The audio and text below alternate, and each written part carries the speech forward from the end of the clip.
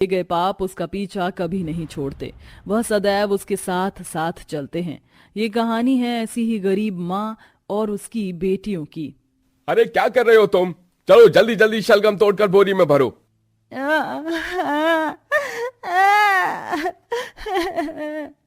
सभी गरीब किसान जमींदार के शलगम के खेतों में काम कर रहे थे, तो वहीं गरीब सुधा की बेटी खेत के एक ओर तपती धूप में दूध के लिए बिलखे जा रही थी। तो वहीं सुधा का मन भी अपनी बेटी को सीने से सटाने के लिए मचले जा रहा था, जिसे देखकर करुणा ने कहा, सुधा देख, तेरी बेटी को भूख लगी है। पर मैं क्या करूं दीदी, मैं तो अपनी बच्ची को दूध भी नहीं पिला सकती। आप तो जानती हैं जमींदार कैसा निर्दयी है। कहते हुए सुधा की आंखें डबडबा गईं, तो वहीं करुणा की आंखों के आगे उसकी तीनों बेटियों पूजा, अंजू और गौरी आ गईं। कोई बात नहीं, तू जाकर अपनी बेटी को दूध पिला ले, मैं तेरे हिस्से के शलगम तोड़कर बोरी में भर दूंगी। सुधा जाकर अपनी बेटी को दूध पिलाने लगी, तभी जमींदार भड़का हुआ करुणा के पास आया। अरे ओ करुणा, तू अपना काम छोड़कर यहाँ इस सुधा की शलगम की बोरी क्यों भर रही है? वो क्या ओल पर मिट्टी चढ़ने आई है? मेरे खेत में ज्यादा एक दूसरे के लिए दया माया दिखाई ना तो दोनों को खेत से बाहर निकाल दूंगा। खेत से निकाले जाने के डर से करुणा चिंता में आ गई, क्योंकि हाल फिलहाल शलगम के खेत में काम करके ही गरीबी में उसके घर का गुजारा चलता था। दिन भर गधों की तरह खेतों में खटकर थोड़े दाल चावल लिए करुणा झोपड़ी में लौटी, जहां उसकी तीनों बेटी भूखी बैठी और सुरेश बिछौने पर पड़ा था, जो कि एक पैरों से अपाहिज था। माँ जल्दी से खाना बना दो, भूख लगी है।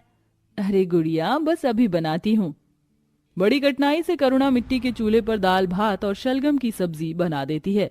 तभी पूजा ने कहा, आज मुझे अपने हाथों से खाना खिलाओ ना। अच्छा ठीक है, ये लो। तभी गौरी ने मुंह फुलाकर कहा, माँ तो बस पूजा को प्यार करती है, मुझे और अंजू दीदी को नहीं। हमें तो कभी अपने हाथों से नहीं खिलाती। दोनों को रूठा देखकर करुणा उन्हें मनाते हुए बोली, मेरी बेटियों को तो शलगम की सब्जी बहुत पसंद है ना, ये निवाला कौन खाएगा? ये तो मेरी मंजली बेटी खाएगी। तभी गौरी ने झट से खा लिया। अंजू ने पूछा, माँ आप हम तीनों में से ज्यादा प्यार किसे करती हो? करुणा ने तीनों को गले लगाकर डबडबाई आंखों से कहा, तुम तीनों से बराबर प्यार करती हूँ।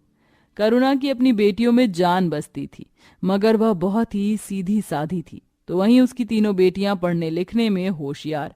वह अपनी माँ के दुखों को समझती थी, इसीलिए स्कूल के बाद वो भी शलगम के खेत में काम करने लगी। पर तीनों ने जब देखा कि जमींदार करुणा को थोड़े पैसे देता है। ये ले करुणा, तेरी आज की दिहाड़ी। जमींदार जी, हमारी माँ आपके शलगम के खेत में सबसे ज्यादा काम करती है, आप बस उन्हें ये 100 रुपए दिखा रहे हैं, ये तो गलत बात है। हाँ, जबकि हमारी माँ की बदौलत थी इनका शलगम का खेत चल रहा है। ये सुनकर जमींदार तीनों पर बौखला गया। बित्ते भर की छोकरियां, एक तो मैंने तुम्हारी गरीब माँ को काम दिया था, चलो निकलो मेरे खेत से। करुणा तू इन्हें लगाम लगा। माफ कर दीजिए मालिक, ये तो नादान है। माँ तुम्हें इनके आगे हाथ जोड़ने की कोई जरूरत नहीं है, ये कोई अन्नदाता नहीं, चलो। कहते हैं ना, गरीबी अक्सर बचपन में ही इंसान को समझदार बना देती है। अगले दिन तीनों करुणा को अपने बंजर खेत में ले आई और अपने नन्हे कंधों पर हल रख कर खेत जोतने लगी। मेरी बच्चियों, ये बंजर खेत तुमसे तो क्या किसी से भी ना जुतेगा।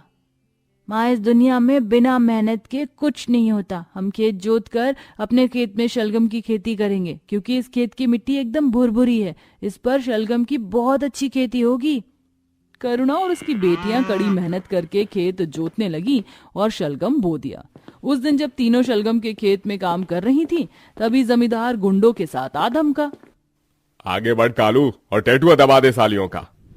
ये तो बच्चियां हैं मालिक, इनको मारना तो मेरे बाएं हाथ का खेल है। हाँ? नहीं, हमें मत मारो माँ। तीनों ने जान की भीख मांगी, पर जमींदार के एक इशारे पर कालू ने तीनों को मार डाला। इनकी लाशों का क्या करना है मालिक? तीनों को इन्हीं के शलगम के खेत में गाड़ दो, ताकि वो करुणा को इनकी लाश भी नसीब ना हो। अपनी बेटियों के मारे जाने के बाद उस गरीब माँ का मन चित्कार करने लगा।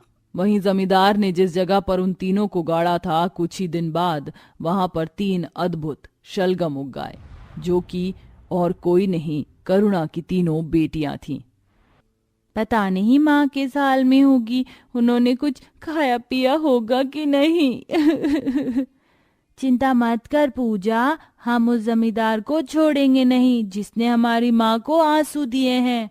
करुणा किसी बिरहन की तरह दिन रात अपनी बेटियों के जाने के सोग में रोती रहती। मत रो करुणा, शायद यही हमारे भाग्य में लिखा था, भूल जाओ सब कुछ। कुछ दिन के बाद करुणा जब खेत में आई तो उसने देखा कि पूरा खेत शलगमों से भरा हुआ था। उसने डबडबाई आंखों से कहा, देखो जी, हमारे खेत में कितने सारे शलगम हो गए हैं। ये मेरी बेटियों ने उगाए थे, फिर न जाने कहाँ चली गई। तभी शलगम में से आवाज आई, मत रो माँ, मत रो, तुम्हारी बेटियां यहीं हैं। इतने के साथ शलगमों में पूजा, गौरी, अंजू का चेहरा बन गया, जिसे देख करुणा की आंखों से झरझर आंसू बहने लगे। मेरी बच्चियों, तुम तीनों इस रूप में।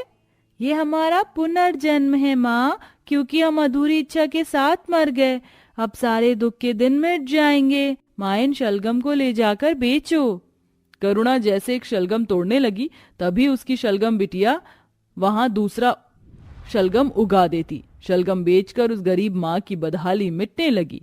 वहीं वो अपनी शलगम बेटियों को अपने हाथ से खिलाती और अपनी ममता उन पर वारती। इसी तरह के शलगम लोगों को इतने भाते कि उन्होंने जमींदार से व्यापार बंद कर दिया, जिसे जमींदार ने जल भुनकर कहा, इस 2 कौड़ी की गरीब ने मेरा धंधा चौपट कर रखा है, इसे भी इसकी बेटियों के पास पहुंचना होगा।